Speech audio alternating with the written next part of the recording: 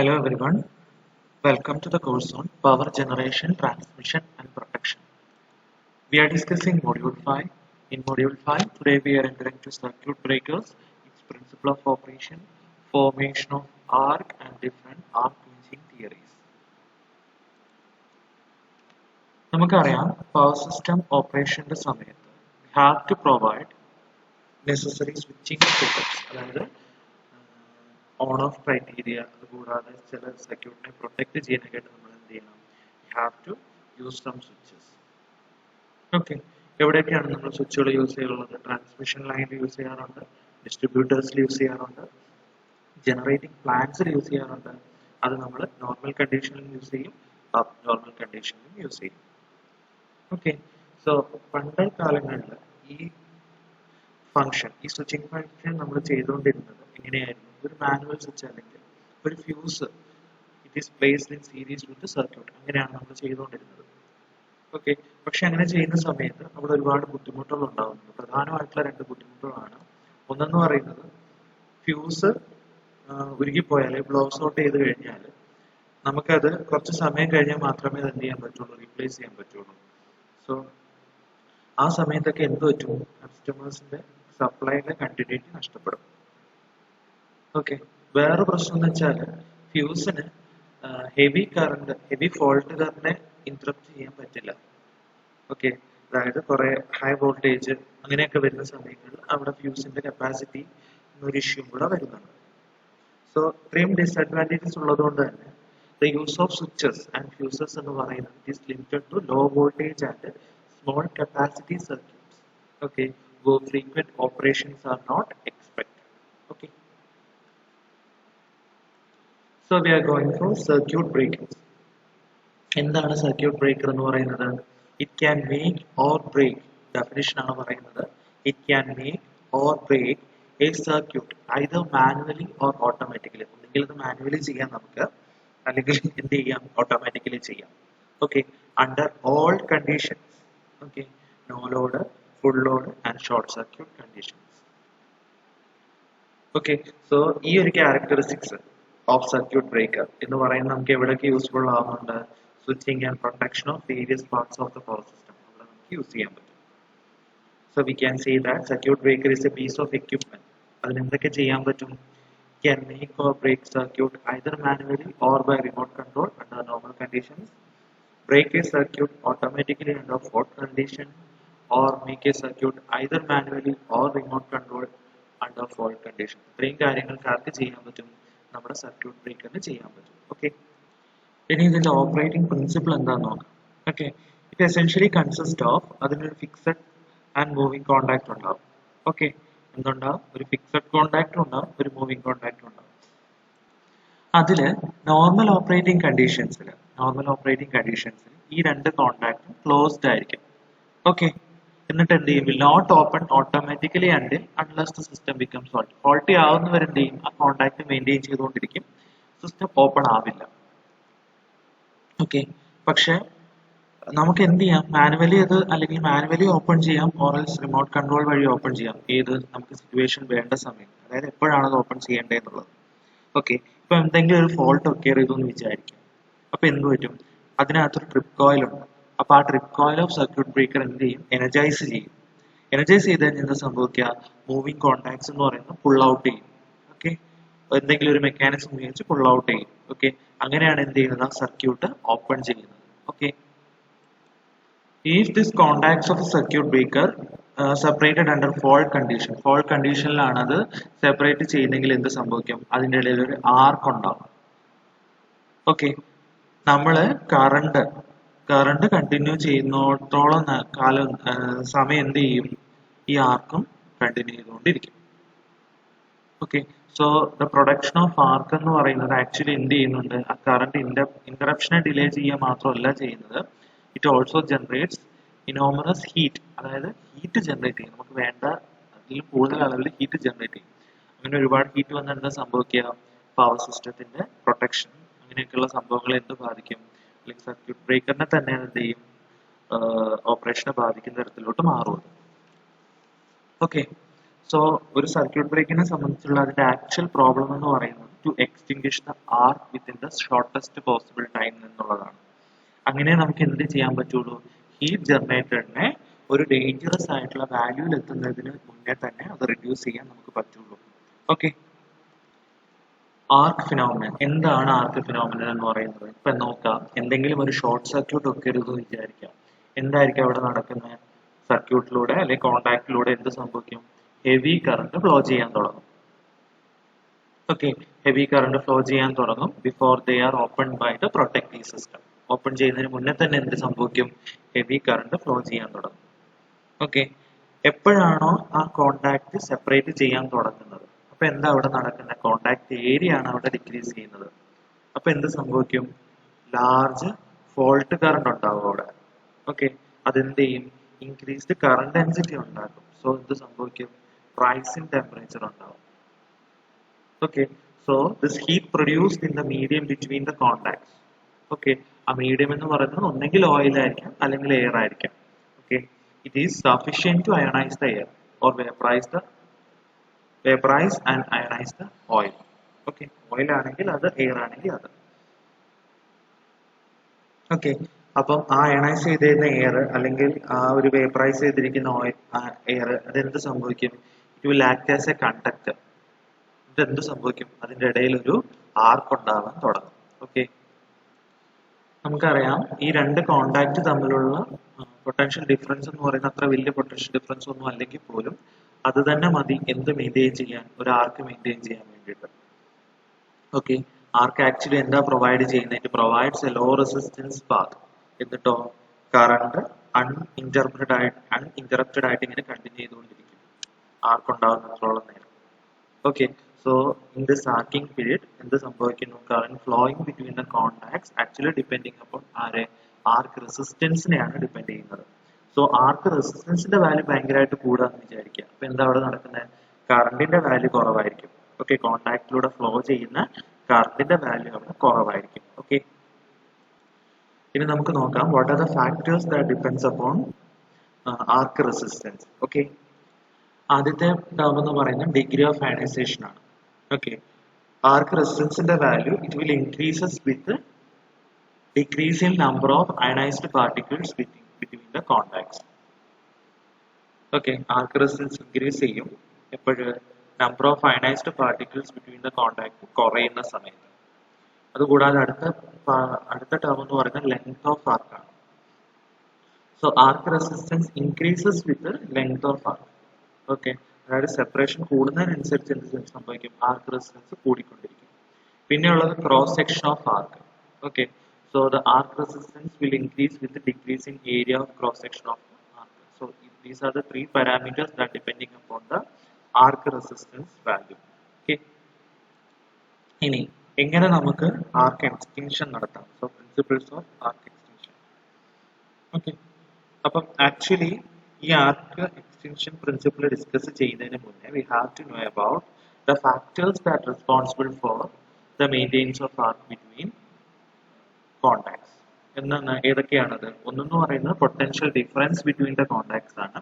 പിന്നെയുള്ള ഒരു കാര്യം എന്ന് പറയുന്നത് ionised particle between the contacts ആണ്.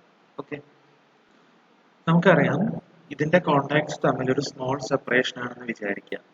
ഓക്കെ, ആ ഒരു പൊട്ടൻഷ്യൽ ഡിഫറൻസ് തന്നെ മതി എന്ത് മെയിൻറ്റെയിൻ ചെയ്യാൻ? ആർക്ക് മെയിൻറ്റെയിൻ ചെയ്യാൻ. So one way to extinguish the arc എന്ന് പറയുന്നത് okay to separate the contacts to such a distance എന്ന് വെച്ചാൽ ഒരുപാട് ഡിസ്റ്റൻസിലോട്ട് സെപ്പറേറ്റ് ചെയ്യാം. എങ്ങനെ? ആ potential difference inadequate to maintain the arc ആക്കി മാറ്റും.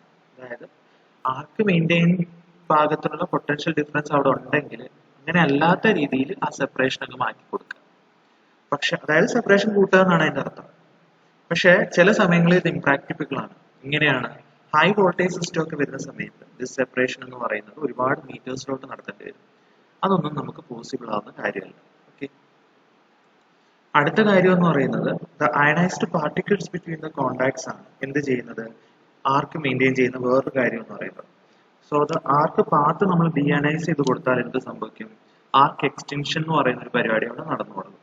അപ്പൊ അതെങ്ങനെ നമുക്ക് ചെയ്യാൻ പറ്റും? ഒന്നെങ്കിൽ cooling of arc or by bodily removing the ionised particle from the space between contacts. അങ്ങനെ ചെയ്താലും എന്ത് സംഭവിക്കും? നമുക്ക് ആ അയണൈസ്ഡ് പാർട്ടിക്കിൾസിന് എഫക്റ്റിനെ നെഗ്ലക്ട് ചെയ്യാൻ പറ്റും. Okay, now let us discuss about what are the methods of arc extinction. അതിൽ ആദ്യത്തേതെന്ന് പറയുന്നത് ഹൈ റെസിസ്റ്റൻസ് മെത്തേഡാണ്. ഓക്കെ, ഈ മെത്തേഡിൽ ചെയ്യുന്നത് എന്താ വെച്ചാൽ ആർക്ക് റെസിസ്റ്റൻസ് എന്ന് പറയുന്നത് നമ്മൾ ഇൻക്രീസ് ചെയ്യും സമയം കൂടുന്നതനുസരിച്ച്. അപ്പൊ എന്ത് സംഭവിക്കും? Current reduced to a value. ആ കറണ്ട് റെഡ്യൂസ് ചെയ്ത് കഴിഞ്ഞാൽ എന്ത് സംഭവിക്കും? That is insufficient to maintain arc. Okay, അതായത് ആർക്കിന്റെ റെസിസ്റ്റൻസ് ഇൻക്രീസ് ചെയ്ത് കൊടുക്കും. സോ കറണ്ട് ആ സമയത്ത് കുറയും. ആ സമയത്ത് എന്ത് ചെയ്യും? ആർക്ക് മെയിൻറ്റെയിൻ ചെയ്യാനുള്ള കറണ്ട് ഇല്ലെങ്കിൽ ആർക്ക് എക്സ്റ്റൻഷൻ ആയി പോകും. Okay, so consequently current is interrupted or arc is extinguished. Okay, ഇതിന്റെ പ്രധാനപ്പെട്ട ഒരു ഡിസഡ്വാൻറ്റേജ് എന്ന് പറയുന്നത് ഇനോമറസ് ആയിട്ടുള്ള എനർജി ആർക്കിന്റെ വഴി അവിടെ ഡിസിപ്പേറ്റ് ആയി പോകുന്നുണ്ട്. Okay, it is employed only in DC circuit and DC circuit breakers and low capacity AC circuit breakers. ഇത് നമ്മൾ യൂസ് ചെയ്യുന്ന സർക്യൂട്ടുകളാണ് പറഞ്ഞത്. ഓക്കെ, സോ ഇപ്പൊ നമ്മൾ പറഞ്ഞു resistance of the arc increase ചെയ്ത് കൊടുക്കണം. Okay, how we can increase the resistance of the arc? First one എന്ന് പറയുന്നത് lengthening of arc. So arc length കൂട്ടിക്കൊടുക്കുക. ഓക്കെ, എങ്ങനെയാണ് ആർക്ക് ലെങ്ത് കൂട്ടിക്കൊടുക്കുന്നത്? By increasing the gap between contacts. അടുത്തതെന്ന് പറയുന്നത് cooling of ആർക്കാണ്. കൂളിംഗ് ഓഫ് ആർക്കകത്ത് എന്താ സംഭവിക്കുക? ഡിയണൈസേഷൻ ഓഫ് മീഡിയം ഉണ്ടാവും കോണ്ടാക്റ്റിനിടയ്ക്കുള്ള. സോ ആർക്ക് റെസിസ്റ്റൻസ് ഇൻക്രീസ് ആവും. പിന്നെ ഉള്ളത് reducing the cross section of the arc. Okay, cross section of arc reduce ചെയ്ത് എന്ത് പറ്റും? The voltage necessary to maintain arc എന്ന് പറയുന്നത് ഇൻക്രീസ് ചെയ്യും. സോ വേറൊരു തരത്തിൽ പറയുകയാണെങ്കിൽ resistance of the arc part അവിടെ ഇൻക്രീസ് ചെയ്യും. So cross section of arc നമുക്ക് കുറയ്ക്കാൻ പറ്റുന്നത് by letting the arc pass through the narrow opening or by having smaller area of contacts. അങ്ങനെയേ നമുക്ക് ചെയ്യാൻ പറ്റുള്ളൂ. ഓക്കെ, പിന്നെയുള്ള ഒരു കാര്യം എന്ന് വെച്ചാൽ ആർക്കിനെ സ്പ്ലിറ്റ് ചെയ്ത് കൊടുക്കാം. ഓക്കെ, അതായത് number of smaller arcs in series ആയിട്ട് അതിനെ സ്പ്ലിറ്റ് ചെയ്ത് കൊടുത്തിട്ട് നമുക്ക് എന്ത് ചെയ്യാൻ പറ്റും? ആർക്ക് റെസിസ്റ്റൻസ് ഇൻക്രീസ് ചെയ്യാൻ പറ്റും. ഓക്കെ, അടുത്തതെന്ന് പറയുന്നത് ലോ റെസിസ്റ്റൻസ് അല്ലെങ്കിൽ കറന്റ് സീറോ മെത്തേഡാണ്. ഓക്കെ, ഇങ്ങനെ ഒരു മെത്തേഡ് നമ്മൾ AC സർക്യൂട്ടിൽ മാത്രമേ ഉപയോഗിക്കാറുള്ളൂ. ഓക്കെ, ഈ മെത്തേഡിൽ ചെയ്യുന്ന എന്താന്ന് വിചാരിച്ചാൽ ആർക്ക് റെസിസ്റ്റൻസ് എന്ന് പറയുന്നത് നമ്മൾ ലോ ആയിട്ട് കെപ്റ്റ് ചെയ്യും until current is zero. So we can say that arc extinguishes naturally and prevented from respiking in spite of rising voltage across the contacts എന്ന് പറയാം. Okay, so all modern power AC circuit breakersലെല്ലാം ഈ ഒരു method of arc extinction ആണ് നമ്മൾ use ചെയ്യുന്നത്. Okay, AC സിസ്റ്റത്തിൽ നമുക്കറിയാം current drops to zero. ഓരോ ഹാഫ് സൈക്കിൾ കഴിയുമ്പോൾ കറന്റ് സീറോ എന്ന് പറയുന്ന ഒരു സിറ്റുവേഷൻ ഒക്കിയർ ചെയ്യുന്നുണ്ട്. അപ്പം ഓരോ കറന്റ് സീറോയിലും arc extinguishes for a brief moment. അങ്ങനെ ആ ഒരു ഫെസിലിറ്റിയാണ് എന്ത് ചെയ്യുന്നത് ഇവിടെ നമ്മൾ യൂസ് ചെയ്യുന്നത്. Okay, also we can say that നമ്മുടെ കോണ്ടാക്ട് തമ്മിലുള്ള medium that contains ions and electrons നമ്മൾ ഓൾറെഡി പറഞ്ഞു കഴിഞ്ഞു. അപ്പൊ എന്താ സംഭവിക്കുന്നത്? അതിനൊരു സ്മോൾ ഡൈഇലക്ട്രിക് സ്ട്രെങ്ത് ഉണ്ട്. Okay, that can be easily broken down by rising contact voltage known as respiking voltage. നമ്മൾ പഠിക്കുക എന്താന്നുള്ളത്. ഓക്കെ, അങ്ങനെ ഒരു ബ്രേക്ക് ഡൗൺ ഒക്കർ ചെയ്യുമ്പോൾ എന്ത് പറ്റും? Arc will persist for another half cycle. Okay, so അടുത്ത immediately after the current zero dielectric strength of the medium എന്ന് പറയുന്നത് എന്ത് ചെയ്യും? Build up more rapidly than the voltage across the contacts ആയിരിക്കും. So this arc will fail to restrike and the current will be interrupted. So ഇതിങ്ങനെ continue ചെയ്തുകൊണ്ടിരിക്കുകയാണ് ചെയ്യുന്നത്. Okay, so rapid increase in this dielectric strength. Okay, ഇവിടെ current സീറോന്റെ അടുത്തുള്ള അവിടെ അതെങ്ങനെ നമുക്ക് ചെയ്യാൻ പറ്റുന്നത്? ഫസ്റ്റ് വൺ എന്ന് പറയുന്നത് causing the ionized particles in the space between contacts to recombine into neutral molecules. എന്താണത്? ഈ ionised particles in the space between contacts എന്ത് ചെയ്യണം? ന്യൂട്രൽ മോളിക്യൂൾസുമായിട്ട് എന്ത് ചെയ്യാം? റീകമ്പൈൻ ചെയ്യിപ്പിക്കാം. ഓക്കെ, പിന്നെയുള്ള ഒരു കാര്യം എന്ന് വെച്ചാൽ sweeping the ionised particle away and replacing them by unionised particle. Okay, ionised പാർട്ടിക്കിളിനെ മാറ്റിയിട്ട് അവിടെ എന്ത് ചെയ്യാം? അൺഅയണൈസ്ഡ് പാർട്ടിക്കിളിനെ കൊണ്ടുവരിക. So we can say that actual real problem in AC arc interruption എന്ന് പറയുന്നത് it is rapidly deionizes the medium between the contacts. Okay, so as soon as the current becomes zero, current zero ആവുന്നത് വരെ, so rising contact voltage or restriking voltage cannot break down the space between contacts ആയിരിക്കും. Okay, so the actual problem എന്ന് പറയുന്നത് എന്തായിരിക്കും? ഈ rapidly deionised medium ഉണ്ടാകുന്ന ഒരു പ്രശ്നമാണ്. ഓക്കെ, അങ്ങനെ ഒരു ആർക്ക് ഇൻട്രപ്ഷൻ നടക്കുന്ന സമയത്ത് ഈ rapidly deionised medium between contacts എന്ത് ചെയ്യും? അവിടെ ഉണ്ടാവും. സോ അതെവിടെ ഏത് സമയം വരെയാണ്? As soon as the current becomes zero ആവുന്നവരെ അത് കണ്ടിന്യൂ ചെയ്തുകൊണ്ടിരിക്കും. Okay, so it will rising, അവിടെ ഒരു കോണ്ടാക്ട് വോൾട്ടേജ് റൈസ് ചെയ്യും. ആ വോൾട്ടേജിനെ നമ്മൾ വിളിച്ച പേരായിരുന്നു റിസ്ട്രൈക്കിംഗ് voltage. That cannot break down the space between contacts. Okay. There are two theories to explain the zero current interruption of arc. ഒന്നെന്ന് പറയുന്നത് recovery rate theory. Okay, Slepian's theory എന്ന് വിളിക്കാം, അല്ലെങ്കിൽ energy balance theory, Cassie's theory. Okay, അതിൽ ആദ്യം നമ്മൾ discuss ചെയ്യാൻ പോകുന്നത് റിക്കവറി റേറ്റ് തിയറി അല്ലെങ്കിൽ സ്ലിപ്പെയിൻസ് തിയറി എന്നാണ്. Okay, we know the arc. Okay, arc is A column of ionised gases അല്ലേ? ആണ്. ഓക്കെ, സോ നമ്മൾ ആർക്കിനെ എക്സ്റ്റിങ്ക്വിഷ് ചെയ്യണമെങ്കിൽ എന്ത് ചെയ്യണം? അയൺസ് അല്ലെങ്കിൽ ഇലക്ട്രോൺസ് എന്ത് ചെയ്യണം? റിമൂവ് ചെയ്യണം immediately after the current reaches natural zero. Okay, so these ions and electrons we can remove either by recombining them to neutral molecules or by sweeping them away by inserting insulating medium into the gap. അതായത് ഒന്നെങ്കിൽ നമുക്ക് ഈ അയൺസിനെയും ഇലക്ട്രോൺസിനെയും മറ്റും neutral molecules recombine ചെയ്ത് ഒഴിവാക്കാം, അല്ലെങ്കിൽ എന്ത് ചെയ്യാം? Or by sweeping them away by എങ്ങനെ? ഇൻസേർട്ടിംഗ് ഒരു ഇൻസുലേറ്റിംഗ് മീഡിയം ചെയ്യാം ഇൻടു ദ ഗ്യാപ്പ്. ഏതാണ് ഇൻസുലേറ്റിംഗ് മീഡിയം? ഗ്യാസ് അല്ലെങ്കിൽ ലിക്വിഡ്.